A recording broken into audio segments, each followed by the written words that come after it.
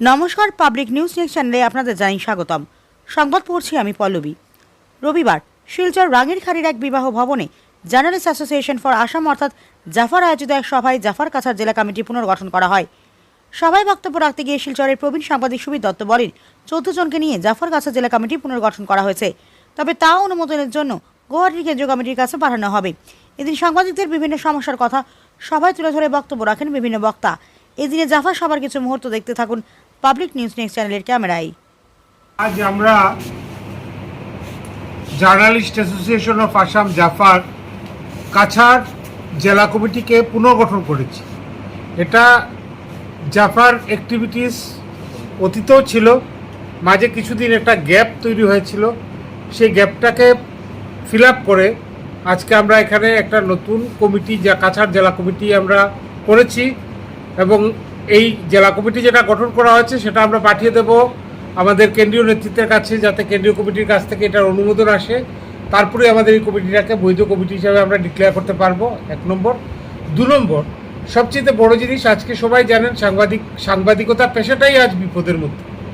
আজকের দিনে সবচেয়ে বিপজ্জনক পেশার মধ্যে আমরা আছি, কিন্তু আমাদের একদিকে কর্মক্ষেত্রের মধ্যে আসছে বিভিন্ন ধরনের চ্যালেঞ্জ। প্রথাগত সাংবাদিকতার যে জায়গাটা, সেই জায়গাটা বদলে গেছে এবং সাংবাদিকতার নাম করে কিছু সংখ্যক লোক যেভাবে বিভিন্ন ব্লগ তৈরি করছে, ব্লগার হয়ে গেছে এবং সাংবাদিকতাটাকে কলুষিত করতে চাইছে, সেই জায়গাটাকে যাতে আগামী দিনে যাতে আমরা প্রতিহত করতে পারি এবং প্রকৃত যারা যোগ্য সাংবাদিক তাদের যে পাওনা গণ্ডা, তাদের যে দাবি দেওয়া, তাদের যে নিজস্ব কিছু জিনিস রয়েছে, বিশেষ করে সাংবাদিকের যে সরকারি স্বীকৃতি, বিভিন্ন জায়গায় আমরা দেখি মফস্বলের মধ্যে যে সমস্ত সাংবাদিকরা আছেন তারা প্রাণের ঝুঁকি নিয়ে, বিভিন্ন ধরনের ঝুঁকি নিয়ে কাজ করে যান, কিন্তু তাদের যে ন্যূনতম পাওনা, যেটা সরকার ইচ্ছা করলেই দিতে পারে, সেই জায়গাটুকুও নিশ্চিত হচ্ছে না। বিভিন্ন জায়গা থেকে আমরা দেখি যে রিকগনিশন কার্ডটা শহরকেন্দ্রিক হয়ে পড়েছে। গ্রামীণ অনেক সাংবাদিক আছেন যারা প্রতিদিন প্রতিনিয়ত কাজ করে যাচ্ছেন, কিন্তু তাদের সামান্য সেই স্বীকৃতিটুকুও জুটছে না। তাদের এই স্বীকৃতিটুকু আদায়ের জন্য, এটা সত্য বিভিন্ন সংগঠন আছে, কিন্তু প্রথম এই কাছাড় জেলায় বা বরাক উপত্যকায় রিকগনিশন কার্ড দেওয়ার জন্য যে আন্দোলন শুরু হয়েছিল, সেই আন্দোলন এই জাফার ব্যানারেই হয়েছিল। এবং সেটা হওয়ার পর 2011 ইংরেজিতে আমরা দেখেছিলাম যে এখানে আমরা প্রথমবারের মতো রিকগনিশন কার্ড বার্তাজীবী যারা আছেন, প্রফেশনাল যারা সাংবাদিক, তাদের হাতে কিছুটা পৌঁছেছিল। সেটা ছিল হেডকোয়ার্টার কেন্দ্রিক, কিন্তু যারা মফস্বলের যারা প্রতিদিন প্রতিনিয়ত কাজ করে যাচ্ছেন, আজকে সাংবাদিকের কোনো সময়সীমা নেই টাইমের।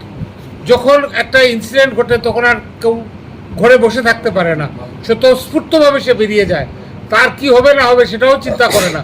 এক্ষেত্রে মিনিমাম গ্যারান্টি যেটা, সেই জিনিসটা হচ্ছে তার রিকগনিশন কার্ড, সরকারের স্বীকৃতিটুকু। সেই স্বীকৃতিটুকুও আজকে অনেক জায়গায় আমরা দেখি যে মফস্বলের সাংবাদিক যারা বিশেষ করে প্রত্যন্ত অঞ্চলে কাজ করছে তারা পাচ্ছে না। সেই দাবিটাকে আমরা তুলে ধরবো সরকারের কাছে এবং আমাদের কেন্দ্রীয় কমিটির মাধ্যমে।